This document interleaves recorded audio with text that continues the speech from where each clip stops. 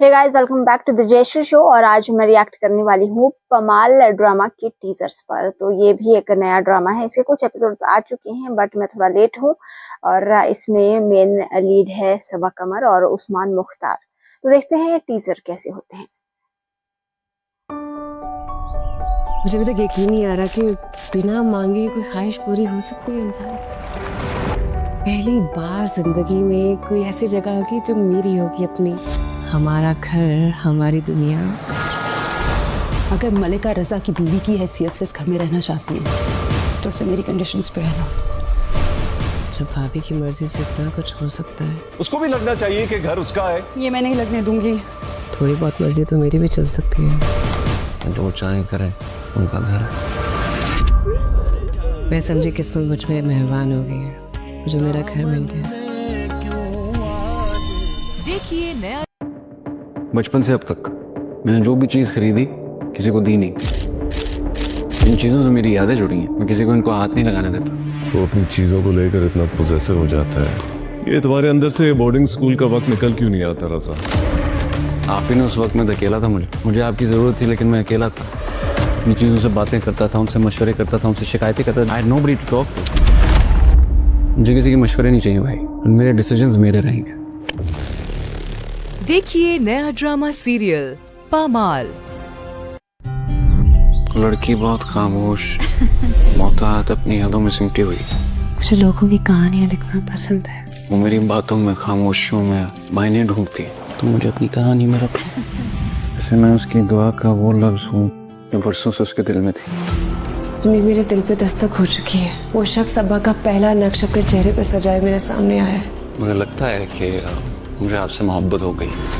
देखिए नया ड्रामा। मुझे ये कजिन मैरिज नहीं समझ आती। और वो बिल्कुल वैसे ही जैसे मैं चाहती थी। बस कर दो, बर्दाश्त नहीं हो रहा मुझसे मलका। मुझसे मेरी खुशी बर्दाश्त नहीं हो रही। मुझसे बर्दाश्त नहीं हो रही तुम्हारी खुशी। तुमसे मेरी खुशी बर्दाश्त नहीं हो रही। बहुत जल्द।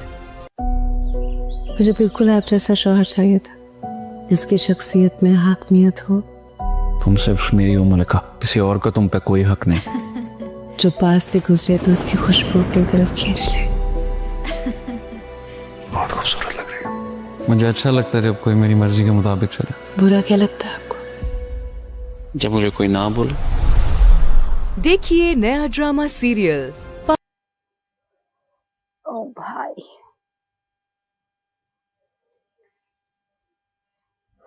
This is going to be crazy. तो पमाल का सबसे पहले तो मीनिंग मुझे पता नहीं है, तो आप लोग कमेंट करके बताइए। और सबा कमर और उस्मान मुख्तार इसमें मेन लीड हैं। और हीरो का ना ग्रे शेड है, थोड़े थोड़े, मतलब थोड़े इश्यूज हैं उसको। और फिर इनकी लव स्टोरी शुरू होती है, पर उसमें बहुत सारी चीजें हैं, बहुत ड्रामा होने वाला है। काफी ज्यादा इवेंट्स, ड्रामेटिक्स देखने को मिलेगा इनकी लव स्टोरी में, इनके फैमिली में।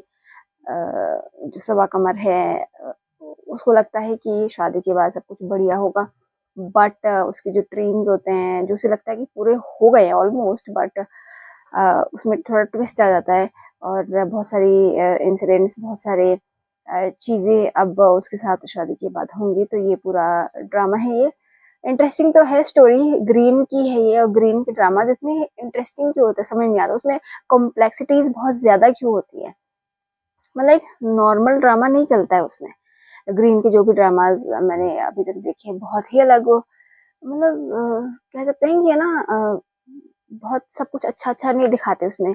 उसमें रियलिटी ऑफ द वर्ल्ड एक तरह से कह सकते हैं वो दिखाती है। कॉम्प्लेक्सिटीज बहुत होती हैं, बहुत सारे शेड्स होते हैं कैरेक्टर्स के। और आई थिंक इसीलिए ना लोग शायद अब इसके ड्रामाज देखने लगे, क्योंकि इंटरेस्टिंग बहुत होते हैं, बहुत अलग स्टोरी लाइन होती है। फिर कैरेक्टर्स में इतनी ज्यादा वेरिएशंस नजर आती है। किस तरह से कोई कैरेक्टर अलग ही जाके एकदम अलग ही कुछ काम कर देता है। तो ये आई थिंक आजकल चल रहा है। और इंटरेस्टिंग तो ड्रामा है। और सबा कमर तो मतलब there is no one like her. इतनी बेस्ट एक्ट्रेस है और इसमें भी बहुत ही बढ़िया लग रही है। एक्टिंग में तो कोई छू ही नहीं सकता है सबा कमर को। बहुत ही अलग, बहुत ही मतलब नॉट अलग बट बहुत बढ़िया एक्ट्रेस है वो, मतलब one of the best Pakistani actresses है। और उस्मान मुख्तार तो ठीक है, मुझे बहुत ज़्यादा पसंद नहीं है वो, बट इसमें जैसा ज़रूरत थी कैरेक्टर की वैसा सा ही अच्छा रोल प्ले किया है उन्होंने। और देखना इंटरेस्टिंग होगा कि ये स्टोरी कैसे अनफोल्ड होती है, कैसे कैरेक्टर्स अनफोल्ड होते हैं और कैसे जो कम्प्लेक्सिटीज़ हैं इन कैरेक्टर्स की, स्पेशली मुख्तार की और मुख्तार की जो भाभी हैं उनका रोल कैसा होगा भाई। देखने में लग रहा है कि वो तो है ही नेगेटिव, पूरी नेगेटिव दिखाई गई है इसमें। और बेचारी सबा कमर की लाइफ में थोड़ी टेंशन वहीं लेके आएगी और उसका हस्बैंड लेके आएगा, और यही इस ड्रामा में देखने को मिलेगा। थोड़ा सा ऐसा दिल टूटने वाला ड्रामा तो है। आई एम श्योर जब मैं एपिसोड देखूंगी तो ऐसा लगेगा कि क्या है, ऐसा क्यों हो रहा है, थोड़ा बुरा फील होगा। क्योंकि ऐसा ही होता है जब ऐसी चीज़ें देखने को मिलती है ना ड्रामाज में, मेन कैरेक्टर्स के साथ कुछ गलत हो रहा होता है तो फिर ऐसा थोड़ा दुख भी होता है, फिर लगता है ऐसा तो नहीं करना चाहिए, दुनिया ऐसी ही क्यों है, क्योंकि आप थोड़ा ज़्यादा रिलेट करने लगते हो ना कैरेक्टर से। और स्पेशली जब वो ड्रामा अच्छा होता है और एक्टिंग एक्टर्स की अच्छी होती है तब। वेल तो ये था मेरा रिएक्शन ऑन पमाल। और पमाल का मीनिंग आप लोग प्लीज़ कमेंट करिएगा, और इसके अलावा कोई सजेशंस हो तो आप वो बता सकते हैं। कोई और टीज़र पर, कोई और ओएसटी पर, किसी पर भी रिएक्शन चाहिए हो तो कमेंट कर सकते हैं। इसके अलावा एक और request, please be a vegetarian.